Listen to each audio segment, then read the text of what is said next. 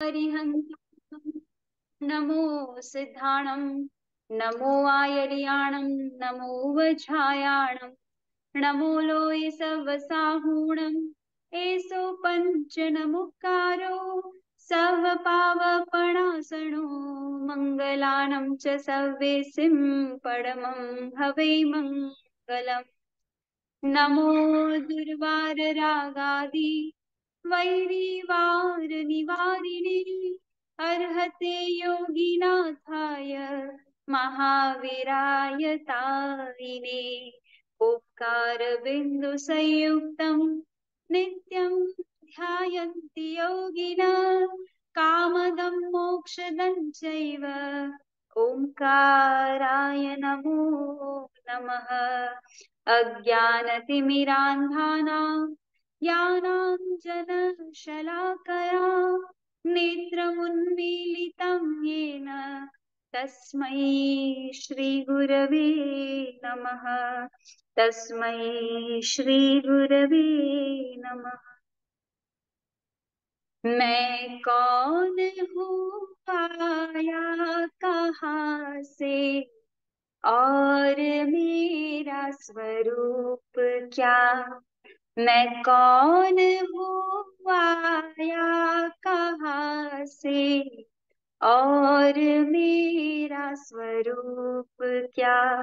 संबंध दुखमय कौन है स्वीकृत करूं परिहार क्या।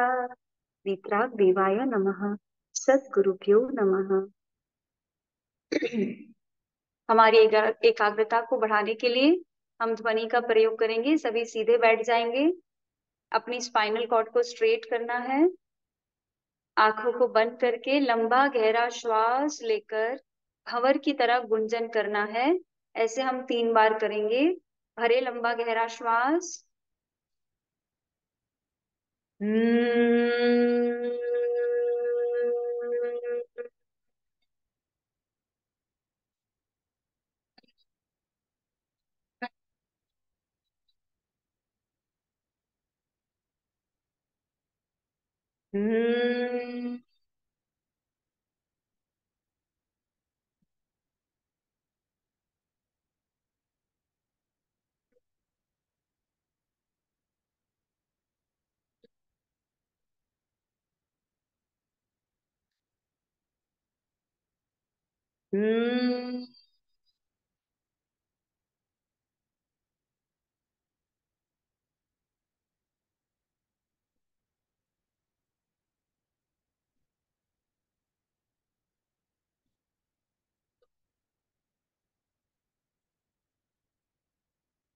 रिलैक्स।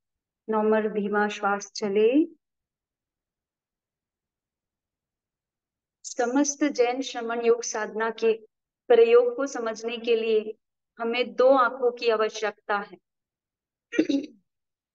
पूर्ण साधना को यदि हम देखेंगे 2 आंखों से तभी हमें पूरी बात समझ आएगी। और वो 2 आंख है निश्चय की आंख और व्यवहार की आंख। ये दोनों आंखों की चर्चा, इन दोनों दृष्टियों की चर्चा हम लास्ट क्लास में थोड़ी बहुत कर चुके हैं, पर बहुत लोगों के लिए ये विषय नया है, तो मैं थोड़ा सा रिवीजन करा देती हूँ। कि कोई भी घटना के पीछे जो है हमें 2 दृष्टिकोण को अप्लाई करके देखना चाहिए। एक जो हमें ऊपर ऊपर का सत्य दिखाता है, जो प्रैक्टिकल है, उसको हम कहते हैं व्यवहारिक दृष्टि। और एक जो है हमें अंदर तक, जड़ तक ले जाता है, मूल तक ले जाता है और हमें असली वास्तविक कारण जो दिखाता है वो है निश्चय की दृष्टि। हमने एक बच्चे के एग्जाम्पल से लास्ट क्लास में इसको समझने का प्रयास किया था। आज हम एक शराबी की दृष्टांत से भी इसको समझेंगे कि मान लो किसी व्यक्ति को शराब पीने की बहुत ही आदत है और वो जो है जैसे जैसे उसको शराब पीने का अवसर मिलता है वो छोड़ता नहीं है और वो शराब में ही डूबा रहता है। और यूं करते करते उसका जो जीवन है धीरे धीरे वो अपने रिस्पॉन्सिबिलिटी से जो है चूकता जाता है, उसका फोकस छूटता जाता है और ऐसे ऐसे वो शराब में उसका जीवन डूबते जाता है। अब जो है किसी भी व्यक्ति को कहेंगे कि भाई इसके जीवन के विनाश का कारण क्या है, तो हम कहेंगे शराब ने इसकी जिंदगी को बर्बाद कर दिया। राइट। तो शराब को दोषी मानना ये व्यवहार की दृष्टि से है। जब व्यवहार की दृष्टि से हम कोई समस्या को देखते हैं तो उसका समाधान भी ऊपर ऊपर ही करेंगे। तो यदि शराब उनके जीवन का विनाश करने का कारण है, तो हम उसका समाधान ऐसे करेंगे कि उस व्यक्ति को शराब से दूर रखेंगे। तो ये समाधान करेंगे। पर ये समाधान क्या उस व्यक्ति के जीवन का विनाश रोक सकता है क्या? वो तुमसे बचेगा, पर जैसे ही उसको मौका मिलेगा, जैसे ही तुम इधर उधर हो जाओगे, जैसे ही उसको चांस मिलेगा, वो शराब पी लेगा। तो हमें वास्तविक कारण तक जाना है। शराब जड़ है, नॉन लिविंग थिंग है। शराब की कोई इच्छा नहीं है कि वो उसको पीने वाले व्यक्ति का जीवन विनाश करे। उसका कोई इंटेंशन नहीं है, उसके कोई कॉन्शियसनेस नहीं है। तो व्यवहार से हम ये कहते हैं कि शराब ने उसकी जिंदगी बर्बाद कर दी। पर निश्चय से व्यक्ति की जो वो लत है, व्यक्ति की जो वो आदत है, वो उसकी जिंदगी के विनाश का कारण है। तो जब हम उसके मूल कारण तक जाएंगे, उस मूल कारण को देखने का जो ढंग है, जो देखने की जो आंख है, उसको हम निश्चय दृष्टि कहते हैं। तो जब निश्चय दृष्टि से हम देखेंगे तो हम समझेंगे कि व्यक्ति की आदत उसकी बर्बादी का कारण है, तो हम उसके आदत को सुधारने का प्रयास करेंगे। जैसे ही उसकी आदत सुधर जाएगी, फिर उसके सामने शराब रखो तो भी उसका प्रलोभन नहीं होगा, क्योंकि व्यक्ति अब सुधर गया।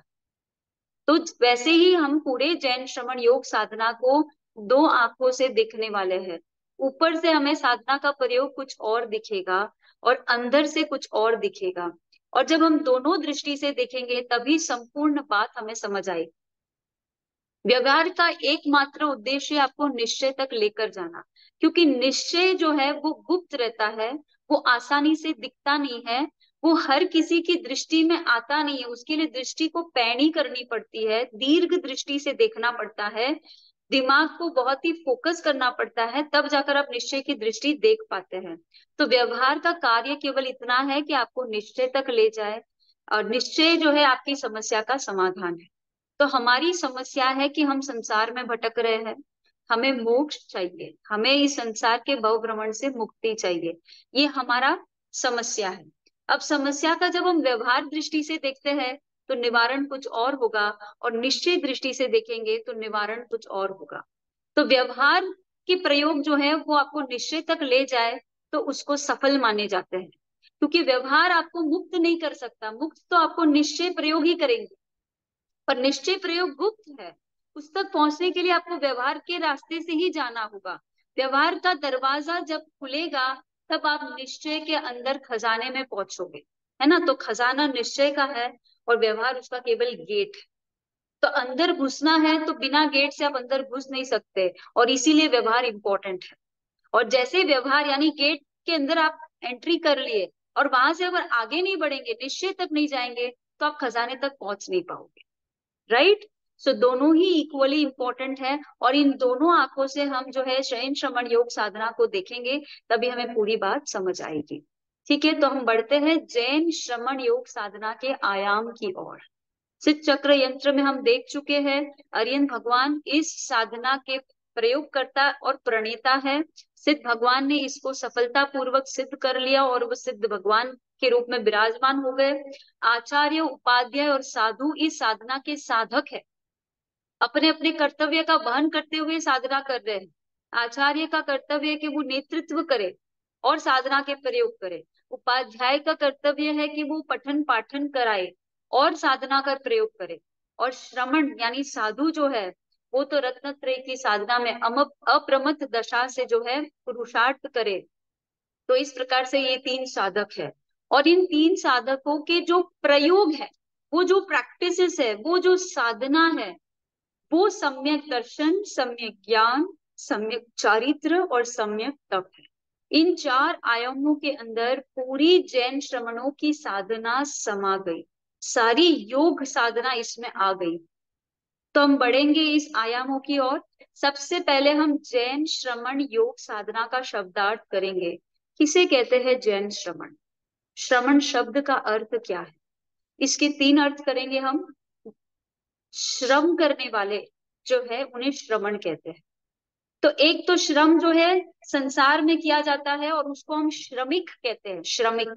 तो श्रमिक जो श्रम करता है वो अपने शरीर के पोषण के लिए श्रम करता है, और इसलिए हम उसे श्रमिक कहते हैं। श्रमण जो है वो भी श्रम करता है, पर वो अपने आत्मा के पोषण के लिए श्रम करता है, और इसलिए हम उनको श्रमण कहते हैं।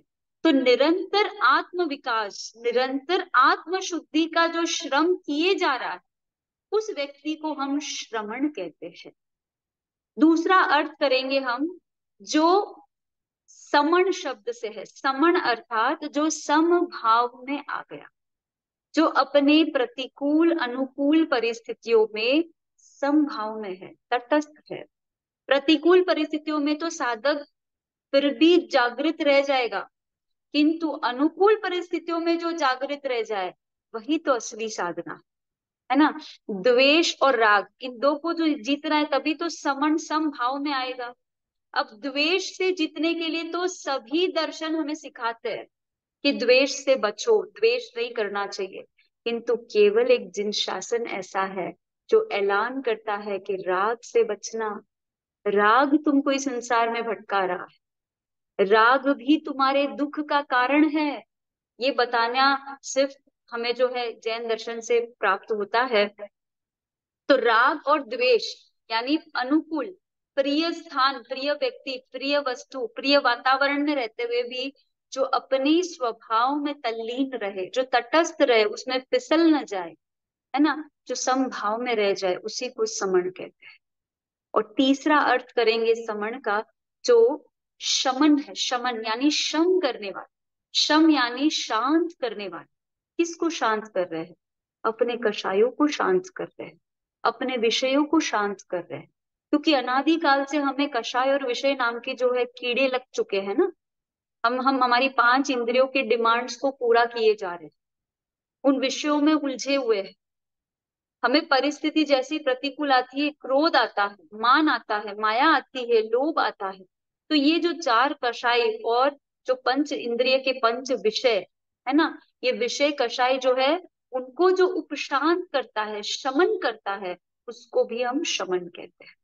तो श्रमण, समन और शमन, हमने इन तीनों परिप्रेक्ष्य में श्रमण शब्द का अर्थ घटन किया है। फिर हम बढ़ेंगे, योग शब्द किसको कहते हैं? योग शब्द के 3 अर्थ शब्दार्थ करते हैं जब हम व्याकरण की दृष्टि से, तो हमें पता चलता है कि योग जो है वो जोड़ता है, पहला अर्थ। दूसरा अर्थ है योग को संयम कहा है, और तीसरा कहा है योग अर्थात समाधि, है ना। ये 3 अर्थ हमें शाब्दिक अर्थ से जब हम उसका गठन करेंगे तो ये 3 शब्द मिलते हैं। तो जोड़ने का अर्थ ये हम सबसे ज्यादा देखते हैं जैन शास्त्रों में, तो तीनों अर्थ में योग शब्द का प्रयोग किया है। कहीं आपको जोड़ने के अर्थ में मिलेगा, कहीं आपको संयम के अर्थ में भी मिलेगा, और कहीं जो है समाधि के अर्थ में भी आगम वाणी में आपको ये शब्द का अर्थ मिलता रहेगा। तो जो जोड़ने का अर्थ है, जो सबसे ज्यादा प्रचलित है, हम कहते हैं मन योग, वचन योग, काय योग। ये 3 योग की हम बात करते रहते हैं। तो 3 योग जो है, जिसको हम आश्रव का द्वार भी कहते हैं, है ना, जिससे कर्म का आत्मा के साथ जो है संबंध होने का जो निमित्त बनता है, उसको हम योग कहते हैं। तो योग का अर्थ यहाँ पर जोड़ना, करना।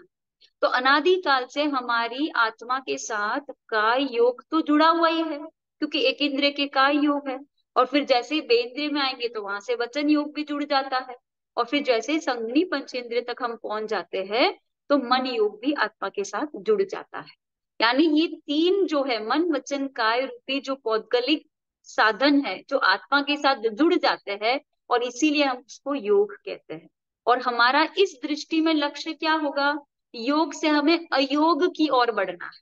और इसीलिए 4वें गुण स्थान का नाम भी अयोगी केवली कहते हैं, है नहीं, हमको मन वचन काया से मुक्ति चाहिए। तो अब जो अनादिकाल से आत्मा से जुड़ा हुआ है, तो हम उसको जुड़ा हुआ क्यों कहते हैं? क्योंकि अगर कोई हमारे साथ हमेशा से है तो हम उसको जुड़ान थोड़ी कहेंगे, जुड़ान उसको कहेंगे जो मिलता है और बिछड़ता है। ये तो मिला हुआ ही है अनादिकाल से, तो फिर इसको हम योग क्यों कहते हैं? इसलिए कहते हैं कि जब हम मोक्ष चले जाएंगे तब ये आत्मा से दूर हो जाएगा। तो दूर होने के परिप्रेक्ष्य से हम इसको कहते हैं कि ये आत्मा के साथ जुड़ा हुआ है, ये आत्मा के अस्तित्व में नहीं है, ये आत्मा का मौलिक स्वभाव में इसका कोई प्रवेश नहीं है। किंतु जैसे ही मोक्ष हम चले जाएंगे तो ये काय वचन और मन, इससे हम मुक्त हो जाएंगे, ये दूर हो जाएंगे, ये बिछड़ जाएंगे, और इसीलिए हम इन तीनों को जोड़ते हैं। फिर कहते हैं कि जब साधु संयम की साधना में आगे बढ़ता है तो तब हम योग का अर्थ संयम भी करते हैं। हरिभद्र सूरी जी महाराज साहब कहते हैं कि प्रत्येक धर्म व्यापार जो मोक्ष के साथ जोड़ता है उसे हम योग कहते हैं। और हमारा धर्म व्यापार तो संयम से ही शुरू होता है ना, तो यहाँ योग का अर्थ हमें संयम लेना।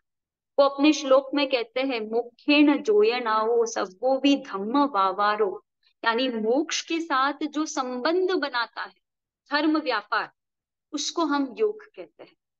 फिर कहते हैं कि योग की जो अंतिम सीढ़ी है या अंतिम लक्ष्य है, यानी आत्म स्वभाव में लीन हो जाना, समाधि में जो है स्थिर हो जाना, उसको हम रियल योग साधना कहते हैं ना, क्योंकि योग तभी सफल होता है जब हम समाधि में उतरते हैं, तो तब योग का अर्थ समाधि हो जाएगा। तो इस प्रकार से तीनों प्रकार से हमने योग शब्द के अर्थ घटन किए हैं। अब शब्द आता है साधना, है ना। श्रवण योग साधना है, तो साधना शब्द का तात्पर्य होता है प्रयोग करना, प्रैक्टिस करना। जो हमने सुना समझा श्रद्धा की, अब उसको हम आचरण में लाएंगे, उसका प्रयोग करेंगे, अप्लाई करेंगे।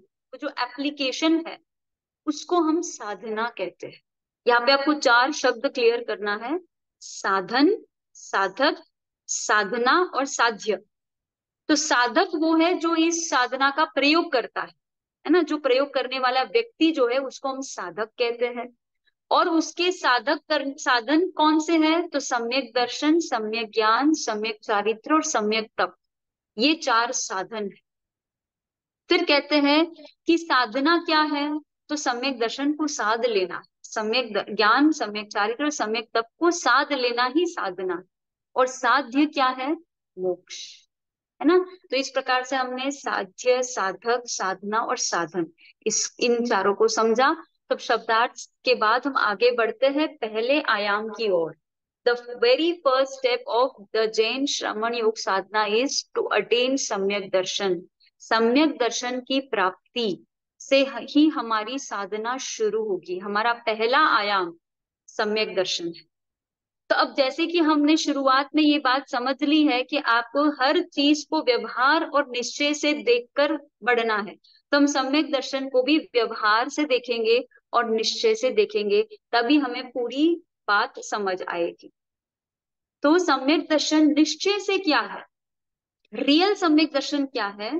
तो शास्त्रकार कहते हैं कि जब आत्मा अपने आत्मा को अनुभव करती है, आप और मैं अब बौद्धिक से इंफॉर्मेशन से ये जान रहे हैं कि हम ये शरीर नहीं है, हम आत्मा है ना। पर हमारे अनुभव में क्या है? हमारे अनुभव में तो आज तक आत्मा अपने आत्मा होने का अनुभव कर ले, इसको अलग अलग शब्दों में कहेंगे आत्म साक्षात्कार हो जाना, आत्मानुभूति हो जाना, है ना। स्वयं के सत्य को जान लेना, सत्य का दर्शन हो जाना, ईश्वर के दर्शन हो जाना, ईश्वर का साक्षात्कार हो जाना, शुद्ध उपयोग में आ जाना, आत्मा के स्वरूप को चख लेना, या मोक्ष का एक क्षण के लिए सुख अनुभव कर लेना, है ना। सिद्ध भगवान क्या सुख अनुभव कर रहे हैं उसका यहाँ पर जब हमें ट्रेलर मिलता है, वो सम्यक दर्शन, वो रियल सम्यक दर्शन। तो जिस दिन आप अपनी आत्मा को एक्सपीरियंस कर लोगे, अपने सेल्फ के ट्रूथ को रियलाइज कर लोगे, आत्मबोध को प्राप्त कर लोगे, सेल्फ रियलाइजेशन हो जाएगा, उस दिन आपका सम्यक दर्शन प्राप्त होकर आपका मोक्ष जो है कंफर्म हो जाएगा, रिजर्वेशन हो जाएगा। पर इस आत्मानुभूति, क्योंकि आत्मा तो ना आंखों से दिखती है, ना कानों से सुनाई दे सकती है, ना हाथों से टच कर सकते हैं, उसका तो कोई पंच इंद्रिय का विषय तो है ही नहीं आत्मा। तब हम आत्मा को आत्मा के रूप में कैसे एक्सपीरियंस करें? हमारे तो हमेशा शरीर एक्सपीरियंस में आ रहा है, और इसीलिए हम कह रहे हैं अरे मुझे खाना है, मुझे सोना है, मैं थक गई हूँ। यानी मैं कौन है यहाँ पे? शरीर। और इसीलिए हम बोल रहे हैं कि अरे मैं परेशान हूँ, मैं थकी हूँ, मुझे रेस्ट लेने दो, मुझे भूख लगी है, मुझे सोना है, मुझे जाना है, मुझे घूमना है। यानी सारी चीज शरीर की अपेक्षा से बोली जा रही है, क्योंकि हमने मैं को शरीर माना है। और क्यों माना है? क्योंकि हमारे अनुभव में शरीर ही है, हम बॉडीज है ना। अभी तक सेल्फ कॉन्शियस तो हुए नहीं है, आत्मा हमारे एक्सपीरियंस में आई नहीं। तो कैसे करे? पांच इंद्रियों के विषय तो आत्मा पकड़ में आने वाली नहीं है। मन से आत्मा कल्पना में, कल्पना से परे है, आप उसको इमेजिन भी नहीं कर सकते। तो मन और इंद्रिय, इन छह से परे जो है अतीन्द्रिय तत्व जो है आत्मा है। तो आत्मा, आत्मा को कैसे साक्षात, यदि कोई व्यक्ति पूछता है कि हमें सूर्य के प्रकाश को देखना है, तो हम कहेंगे कि रात को सूर्य का प्रकाश नहीं दिखेगा। सूर्य के दर्शन तो सूर्य के प्रकाश में ही हो सकता है कि नहीं? चंद्र के प्रकाश में सूर्य दिखेगा आपको? नहीं दिखेगा। यदि आपको सूर्य देखना है तो आपको सूर्य के प्रकाश में ही सूर्य दिखेगा।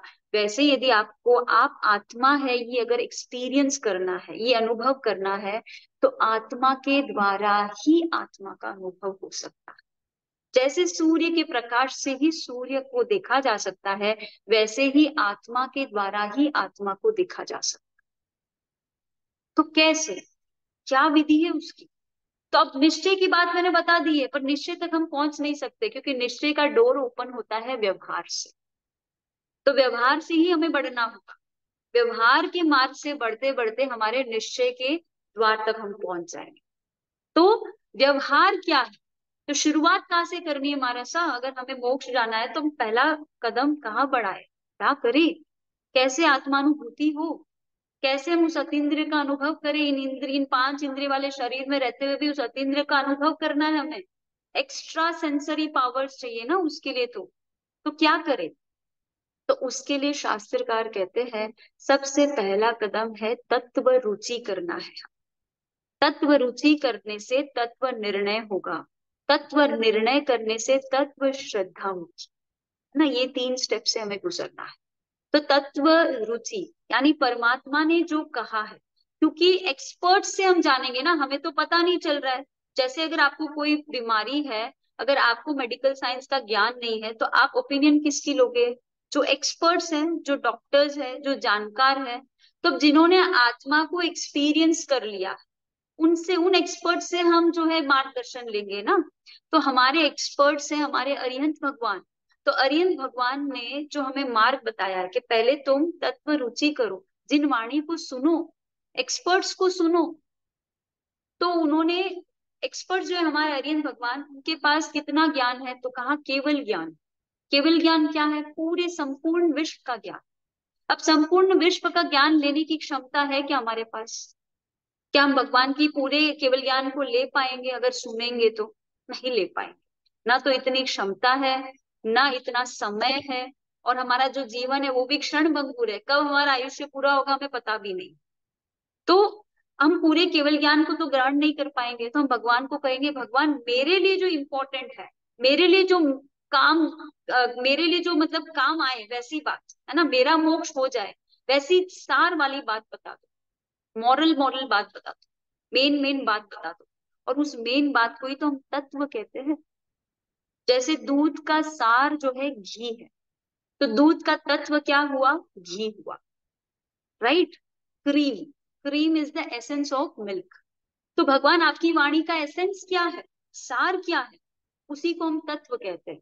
तो भगवान ने अपने पूरे केवल ज्ञान के अंदर से हमें 9 सार वाली बातें बताई, 9 इंपॉर्टेंट थिंग्स हमें बताई, उसी को हम नव तत्व कहते हैं। ये नव तत्व को अगर हम जानेंगे, सुनेंगे, तो हमें हमारा मोक्ष मार्ग की ओर बढ़ने का रास्ता खुलेगा। ये सार वाली बात है, ये एक्सपर्ट, वो केवल ज्ञानी, वो अरिहंत भगवान वाली बात है। और इसीलिए तो हम अरिहंत भगवान की पूजा भी तो नव अंग पूजा इसी प्रतीक में करते हैं कि उन्होंने नव तत्व की प्ररूपणा की ना, नव तत्व बताए, नव मुद्दे बताए, जो आपके और मेरे और सभी संसार के जीवों के लिए उपयोगी है, जिससे हमारा मोक्ष का मार्ग ओपन होता है। तो वो नव बातें क्या है? तो उस नव को जब हम संक्षिप्त करेंगे, क्रिस्प करेंगे, तो 7 हो जाएगा। 7 को भी यदि हम क्रिस्प करेंगे, छोटा कर देंगे, तो 2 हो जाएगा, है ना? हम 2, 7 और 9 तीनों पॉइंट ऑफ व्यू में तत्वों को समझेंगे। क्योंकि तत्वों को समझना है तो रुचि जगेगी, तत्व रुचि के बाद तत्व निर्णय होगा, तत्व निर्णय होने के बाद तत्व श्रद्धा होगी, और जैसे ही तत्व श्रद्धा होगी हम व्यवहार के मार्ग पर आगे बढ़ेंगे, जो हमें निश्चय की ओर ले जाए, राइट? सो दो तत्व क्या है इस संसार में? इस संसार में मेन चीजें दो क्या है? तो भगवान ने कहा कि ये संसार दो चीजों से बना हुआ है, एक है जीव तत्व और दूसरा है अजीव तत्व। जिसको हम बचपन से पढ़ते आ रहे हैं ना स्कूल में। अब आज बच्चे जाते हैं तो पढ़ते हैं साइंस में, living things, non living things, और उसी से ये पूरा यूनिवर्स बना हुआ है, राइट। तो इस यूनिवर्स के अंदर हम दो चीजें देखते हैं, एक तो जड़ और एक चेतन, एक लिविंग फैक्टर, एक नॉन लिविंग फैक्टर। तो जब व्यवहार से हम इसका डिसीजन करेंगे, निर्णय करेंगे कि भाई जीव क्या है या जीव कौन है, तो हम कहेंगे जिसकी श्वास चल रही है ना। अगर कोई भी व्यक्ति की श्वास चल रही है तो हम बोलेंगे ये जीव। अगर आप टेबल चेयर चेक करोगे, वहां पे कहीं ब्रीथिंग है क्या, श्वास चल रही है क्या, नहीं। तो व्यवहार से जीव की जब हम व्याख्या करेंगे तो कहेंगे कि जिसकी श्वास चलती है, जिसे सुख दुख की अनुभूति होती है। जैसे किसी ने आपको थप्पड़ लगा दी तो आपको दर्द होगा, होगा। पर यदि किसी ने चेयर को थप्पड़ लगा दी तो चेयर को दर्द होगा, नहीं होगा। तो सुख दुख की अनुभूति किसको है, जीव को है। तो व्यवहार से जब जीव की व्याख्या करेंगे तो जिसके अंदर श्वासोश्वास है, जिसके सुख दुख की अनुभूति है, जिसके अंदर प्राण है, उसको हम जीव कहते हैं, राइट। ये व्यवहार से हमने जीव जीव की व्याख्या की। निश्चय से जब हम जीव की व्याख्या करेंगे तो बहुत ही डिफरेंट आंसर हो जाएगा। डिफरेंट आंसर ये है कि जीव के लक्षण से हमें जीव को कैच करना है। तो बोले जिसके अंदर चेतना है ना, ये जो निश्चय की जो क्वालिटीज है वो परमानेंट है, संसारी के भी है, सिद्ध के भी है। आप जब निगोद में थे तब भी ये क्वालिटीज थी, आप जब 84 लाख योनि में भ्रमण कर रहे थे तब भी ये क्वालिटीज है, और आप जब मोक्ष में चले जाओगे तब भी वो क्वालिटीज रहेगी। अब जो सिद्ध भगवान मोक्ष में है तो उनकी क्या श्वास चल रही है, नहीं चल रही, क्योंकि शरीर ही नहीं है तो कहाँ से श्वास चल रही है। तो व्यवहार जो है वो टेम्पररी सत्य को बताता है, और निश्चय जो है वो परमानेंट सत्य को बताता है, जो परिस्थिति समय सिचुएशन संयोग वियोग के अनुसार जो नहीं बदलता है, वो जीव के लक्षण बताता है, राइट। तो जीव का परमानेंट लक्षण क्या है, तो हम कहेंगे जिसके अंदर कॉन्शियसनेस है, जिसके अंदर चेतना है। तो ये चेतना निगोद में भी थी, 84 लाख योनि में भी है, और सिद्ध शिला में जब हम विराजमान हो जाएंगे, मोक्ष चले जाएंगे, तब भी ये चेतना रहेगी। यानी जीव का लक्षण व्यवहारिक दृष्टि से नहीं पर निश्चय दृष्टि से जो है, पहला लक्षण हम कहेंगे चेतना, दूसरा कहेंगे ज्ञान, है ना। हमारा ज्ञान स्वभाव ऑल द टाइम ऑन है, हम प्रति क्षण जान रहे हैं, और हमारा ये जानना रुकता ही नहीं। हमारा ये जो नोइंग नेचर है ना, वो समय से परिस्थितियों से संयोग वियोग से अप्रभावी है। भूकंप आ जाए तो भी आप जानोगे कि भूकंप आया, है ना। ऑल द टाइम आपका knowing nature on on on है, कभी रुकता ही नहीं। अगर आप सो भी जाते हो ना तो सुबह उठ के आप कहते हो मेरी बहुत मस्त नींद हुई, मैं 8 घंटे सो के एकदम रिलैक्स हो गई, तो आपने जाना तभी तो आपने कहा, तो तब भी आपका जानना चल रहा। ठीक है, वो इतने कॉन्शियसली नहीं चल रहा था बट मिनिमम पॉइंट में तो चल ही रहा था। अगर ये जानना नहीं चले तो आप जड़ हो जाएंगे ना। आप जान पाते हो कि आपके इर्द गिर्द क्या हो रहा है, आप इस टेबल पर बैठे हो तो आप जान रहे हो, टेबल थोड़ी जान रहा है कि उसको उसके ऊपर कौन बैठा है। तो जानने का जो स्वभाव है वो आत्मा का लक्षण है, ज्ञान उसका लक्षण है। तीसरा कहते हैं कि दर्शन आत्मा का लक्षण है, यानी जो देखता है। या दर्शन और ज्ञान का अर्थ इस तरह करना है कि जो सामान्य बोध हो उसको हम दर्शन कहते हैं, और जिससे विशेष बोध हो उसको हम ज्ञान कहते हैं, है ना। आत्मा जब देखती है तो वो अपने अंतर्दृष्टि से देखती है ना। तो वो जो देखना है वो हम आंखों से जैसे देखते हैं वैसे नहीं है। जो भी वस्तु तत्व है उसका जो सामान्य सामान्य बोध, जैसे मैं कहूँ गुलाब, तो आप गुलाब का आकार आपके दिमाग में आ जाएगा तो उसको हम कहेंगे दर्शन। और जैसे ही मैं पूछूंगी कि आपने कौन से रंग का गुलाब देखा, आपने कौन सी जाति का गुलाब देखा, है ना, जब मैं विशेष खोज करूंगी तो वो ज्ञान हो जाएगा। तो सामान्य बोध इस सरफेस सरफेस से ऊपर ऊपर से जान लेना, और ज्ञान है जो विशेष रूप से जानना। तो ये दोनों ही आत्मा की क्वालिटीज है, और ये अनादिकालीन क्वालिटीज है। तो चेतना अनादिकालीन है, ज्ञान अनादिकालीन है, दर्शन अनादिकालीन है। फिर कहते हैं कि हमारा साक्षी स्वभाव अनादिकालीन है। आप अभी क्या सोच रहे हो, आप उसके साक्षी हो कि नहीं, आपके मन में क्या विचार चल रहा है आप जान रहे हो कि नहीं, आप उसके साक्षी बन रहे हो, राइट। आप क्या बोल रहे हो उसके भी साक्षी है आप। आपने कल क्या कहा था उसके भी आप साक्षी है, आप बचपन में कहाँ कैसे जिए थे उसके भी साक्षी आप है, मतलब all the time you are witnessing everything. तो ये साक्षी स्वभाव आपका कभी रुका ही नहीं। आपसे कभी आपकी कोई बात छिपी रही क्या? नहीं। हमारा witness nature all the time on था, और हम जान रहे थे, हम साक्षी हो रहे थे कि हमारे क्या विचार चल रहे थे या हमारी जिंदगी में क्या घटनाएं घट रही थी, हम उसके हमेशा साक्षी थे, साक्षी है, और हमेशा साक्षी रहेंगे। तो ये हमारा परमानेंट क्वालिटी हुआ। फिर कहते हैं कि चारित्र आत्मा का परमानेंट क्वालिटी। ना, चारित्र शब्द जो है उसका अर्थ होता है अनुभव करना, फील करना, महसूस करना, जीना। दर्शन और ज्ञान जो है देखना और जानना है, और चारित्र जो है वो जीना है, अनुभूति करना है, अनुभव करना है, रमना है, डूबना है, एब्जॉर्ब हो जाना है, एक्सपीरियंस करना है। तो ऑल द टाइम हम कुछ ना कुछ एक्सपीरियंस तो कर ही रहे ना, हमारे अनुभव में कुछ ना कुछ तो आ रहा है। तो अनुभव करने का गुण भी आत्मा का है, क्योंकि जड़ पदार्थ तो कुछ अनुभव करता ही नहीं। तो इसीलिए चारित्र गुण भी आत्मा का गुण है। फिर ज्ञानी भगवान कहते हैं कि तप आत्मा का गुण है, क्योंकि आत्मा, तप का अर्थ हम ध्यान करेंगे यहाँ पर, है ना, क्योंकि तप का जो उत्कृष्ट लेवल है वो ध्यान है, राइट। तो हम यहाँ पे तप का अर्थ ध्यान करेंगे। तो ध्यान कौन करता है बोलो? जड़ करता है या आत्मा करती है? आत्मा करती है। ऑल द टाइम आपका ध्यान ऑन है कि नहीं? ऑल द टाइम ध्यान चल ही रहा है, एक सेकंड के लिए भी आपका ध्यान रुका ही नहीं। लोग कहते हैं कि महाराज साहब हमको ध्यान सीखना है, ध्यान सीखना है। वो ऐसे लगता है जैसे चीनी कहे कि मुझे मीठा होना सीखना है। तो कैसे लगेगा सुनने में, है ना? चीनी को तो मीठा होना आता ही है, वैसे आत्मा को तो ध्यान आता ही है। ध्यान की कला तो आत्मा की अपनी मौलिक स्वभाव है, आप ऑल द टाइम फोकस कर ही रहे हो। इसीलिए तो जब आप, आपका फोकस इधर उधर होता है तो आपको कहते हैं अरे भाई ध्यान से चल, ध्यान से खा, ध्यान से बोल। मतलब ध्यान आपको आता है तभी तो आपको कहा जा रहा है कि भाई ध्यान से करना। तो you already know, you already have the quality of ध्यान। सो ध्यान, तप का अर्थ हम यहाँ ध्यान करेंगे, और इसीलिए तप जो है आत्मा का मौलिक गुण होगा। निश्चय दृष्टि से हम आत्मा की व्याख्या कर रहे हैं, जीव की व्याख्या कर रहे हैं। फिर उसके बाद, तप के बाद आता है वीर्य। वीर्य यानी शक्ति, एनर्जी। तो जड़ की अपनी एनर्जी और आत्मा की अपनी एनर्जी। आत्मा की क्या शक्ति है? केवल ज्ञान रूपी शक्ति है ना, इतनी बड़ी शक्ति। अगर हम थोड़ा टाइम पढ़ ले ना, अभी महाराज साहब आप आधा घंटे का क्लास ले रहे, इतना हैवी लगा, सर दर्द करने लगा, बाप रे इतना हैवी हैवी आपने बोला, है ना। तो ज्ञान धारण करने की शक्ति कम है ना हमारे अंदर, और इसीलिए हम थक जाते हैं। अगर ऐसी स्थिति रही तो फिर केवल ज्ञानियों, अगर इतना संसार का पूरा ज्ञान धारण करेंगे तो वो कितने थकते होंगे, सोचो। थक जाते होंगे, उनका सर भारी हो जाता होगा।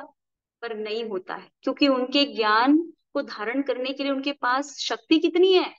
अनंत ज्ञान के लिए अनंत शक्ति है, उस ज्ञान को धारण करने के लिए। इसको हम शास्त्रीय भाषा में कहते हैं अनंत वीर्य। तो आत्मा का गुण जो है वीर्य भी। तो हमारी आत्मा सदा से ही वीर्यवान थी, है, और मोक्ष में भी वीर्यवान रहेगी। तभी तो मोक्ष में वो सर्वज्ञता को धारण कर पाएगी, है ना। तो वीर्य जो है वो आत्मा की शक्ति है। हाँ, अब हम, हमारी शक्ति थोड़ी सी ही है, हमारे, हम थोड़े से ही बलवान है, ज्यादा हम कमजोर है। क्यों? क्योंकि हमारे वीर्यांतराय कर्म का उदय है। तो वीर्यांतराय ने हमारे अनंत शक्ति को क्या कर दिया है? घात कर लिया, और इसीलिए अब हम कमजोर है। पर हम स्वामी किसके हैं? हम अनंत वीर्य के स्वामी हैं, अनंत शक्ति के भंडार हैं। जैसे ही सर्वज्ञता और सर्वदर्शीपना प्रकट हो जाता है, उसके साथ साथ ही सर्वशक्तिपना भी प्रकट होता है। तो पहले मौनी क्रम जाता है, और फिर उसके बाद ज्ञानावरण्य, दर्शनावरण्य और अंतराय, ये तीन क्रम जाएंगे। तब आत्मा अनंत ज्ञान, अनंत दर्शन और अनंत वीर्य का स्वामी बन जाता है, राइट। तो वीर्य भी आत्मा का मौलिक स्वभाव है। फिर कहते हैं अंत में मैं उपयोग कहूंगी। उपयोग का अर्थ होता है ज्ञान और दर्शन का एक साथ फंक्शन करना। दर्शन था सामान्य बोध, ज्ञान था विशेष बोध, और जब सामान्य और विशेष बोध जब एकजुट हो जाएंगे, एक साथ मिल जाएंगे, तब उसको कहते हैं उपयोग। जिसको सिंपल इंग्लिश वर्ड्स में अगर हम जानना चाहे तो उसको हम कहेंगे फोकस। उपयोग कहाँ है आपका?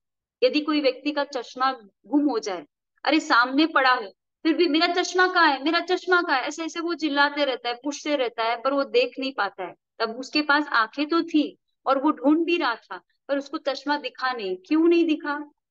सामने ही पड़ा था चश्मा, फिर भी क्यों नहीं दिखा? क्योंकि उसके उपयोग में चश्मा नहीं आया, उसका फोकस उस चश्मे पर नहीं गया। तो उस फोकस क्वालिटी की जो हम बात कर रहे हैं, उसको शास्त्रीय भाषा में उपयोग कहते हैं। तो अनादि काल से हमारी आत्मा के पास उपयोग गुण था, है, और सिद्ध शिला में भी जब हम मोक्ष में चले जाएंगे तब भी ये उपयोग गुण हमारे पास रहेगा। तो निश्चय की दृष्टि से जीव के जो लक्षण बताए हैं, वो निगोद से लेकर मोक्ष तक हमेशा ही आत्मा के साथ रहेंगे, और उसी से तो आत्मा का अस्तित्व हम स्वीकारेंगे। अरे जिसके अंदर ज्ञान है उसको आत्मा कहते हैं। अरे जिसके अंदर चेतना है उसको आत्मा कहते हैं। अरे जो ध्यान करने की क्षमता रखता है उसको आत्मा कहते हैं। तो आत्मा को हम उसके लक्षण से पकड़ेंगे, क्योंकि ऐसे तो आत्मा आपकी पकड़ में आने वाली चीज है नहीं। स्पर्श से आप उसको पकड़ नहीं सकते, आंख से उसको देख नहीं सकते, कान से आप उसको सुन नहीं सकते। आप केवल लक्षण से आत्मा को पकड़ेंगे। जैसे ही वर्षा होती है तो हम वर्षा को देखकर जान पाते कि नहीं कि मेघ है? बिना मेघ के वर्षा हो सकती है क्या? नहीं। तब मेघ को नहीं पकड़ोगे, पर वर्षा को देखोगे तो आपके मेघ के होने का कंफर्मेशन हो जाएगा। अगर दूर से धुआं उठता हुआ दिखेगा तो आप क्या कंफर्म करोगे कि वह अग्नि है? अग्नि आपको दिखाई नहीं दे रही है, आपसे 100 किलोमीटर दूर कहीं धुआं आकाश में उठ रहा है। तो उस धुएं को देखकर आप बोलोगे कि 100% वह अग्नि है, क्योंकि अग्नि के बिना धुआं का अस्तित्व ही नहीं। राइट? तो वैसे ही जहां जहां आपको ज्ञानवान तत्व दिखेगा, जहां जहां चेतना है, जहां जहां ध्यान है, जहां जहां दर्शन है, जहां जहां साक्षीपना है, वहां वहां आत्मा है। आप उसके गुणों से आत्मा को पकड़ोगे। आई बात समझ में? तो हमने बहुत ही डिटेल में जो है जीव को जानने का प्रयास किया है। अब अजीव तत्व को हमको समझना है।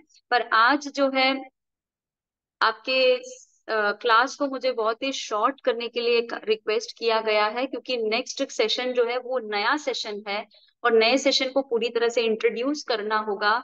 और इसके लिए जो है मेरे को थोड़ा सा टाइम लेस करना है, क्योंकि नेक्स्ट सेशन 8 o'clock ठीक शुरू हो रहा है अपने इसी फाउंडेशन वाले चैनल पर। एंड सो हम आज जो है जीव की निश्चय से व्यवहार से हमने चर्चा की है, बहुत ही अद्भुत चर्चा है। इस निश्चय और व्यवहार की चर्चा को आपके दिलो दिमाग में बसाने के लिए मैं कुछ कड़ियां गाऊंगी। आप सब लोग ध्यान से सुनना, और फिर उसको सुनने के बाद जो है हम अपना सेशन पूरा करेंगे। राइट? एक व्यवहार, एक निश्चय, दोनों ही अधिगमन है। अंतर क्या दोनों ही दृष्टि में बोलो। एक व्यवहारिक, एक वास्तविक। एक व्यवहारिक, एक वास्तविक। ज्ञान को रोका ज्ञानावरण ने, ये है व्यवहार से। ज्ञान को रोका ज्ञानावरण ने, ये है व्यवहार से।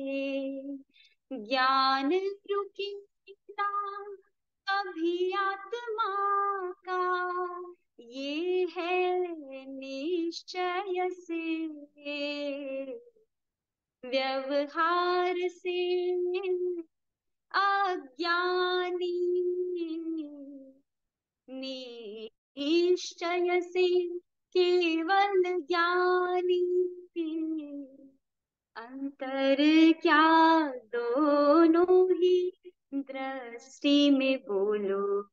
एक व्यवहारिक, एक वास्तविक।